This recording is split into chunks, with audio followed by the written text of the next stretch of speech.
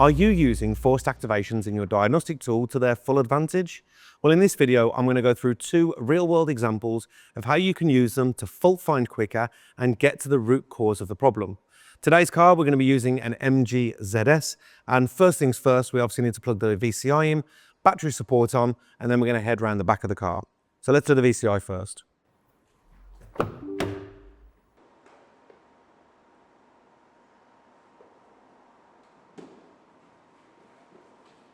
Okay, let's grab the tablet, and from the hub, we access the DS cars. Now, straight away, before I even put any of the vehicle details in, I noticed that the 12-volt battery is running low. We have the battery indicator on the top. We're only at 11.8 volts. So before we do any calibrations, don't miss this part out. Let's jump to the front and let's attach the battery support unit to the 12-volt battery. We can then come back and do the calibration.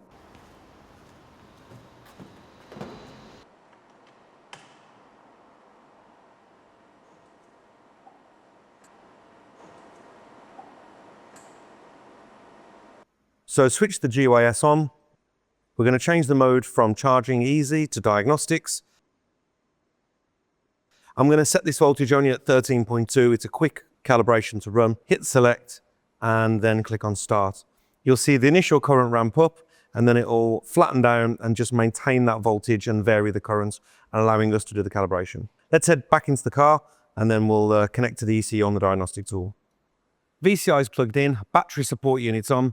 I'm now going to show a quick example from the rear of the vehicle. So I'm going to go straight ahead and communicate with the body control module.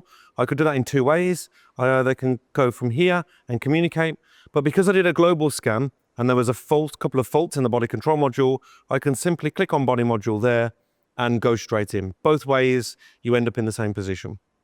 Now we're into the body control module. I'm going to head over to the activations, and just as a quick example, we can go to the left indicator and then we can turn it on and off, on and off. So this is nice and simple. But how about a real world application of this? Well, we know that when we have a lot of problems with the tailgate, let's open the tailgate and have a look. So we all know that we have so many problems with tailgates, and that's because the harness runs through the rubber here, and over time they begin to bend and crack.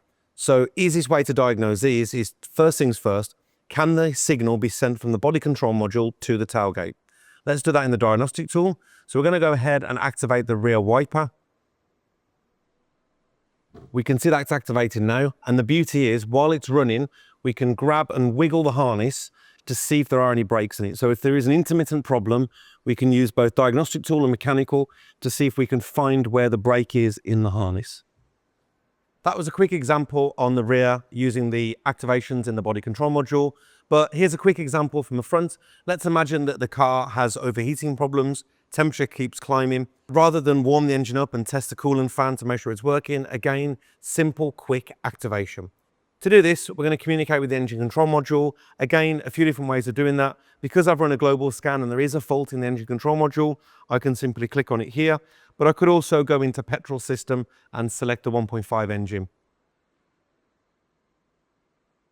So now we've communicated, I'm going to go to activations, and we'll see in the activation list that we have the coolant fan relay. So we have relay number 1, which is the slow relay. Let's activate it and make sure that the fan works. So this tells us there is power going to the fan and it started working. I can hear the fan working now at slow speed. So let's turn that off and let's activate the second speed, full speed. And it's important to check both speeds are working to be able to cool the engine down. Let's listen for the high speed.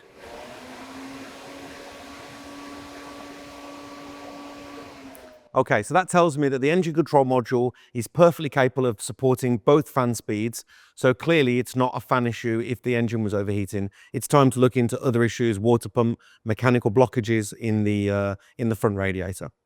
Thanks for watching. If you like our technical videos, then we publish them regularly. You can find them all via our social media channel, or we have an online hub at delphiautoparts.com. See you next time.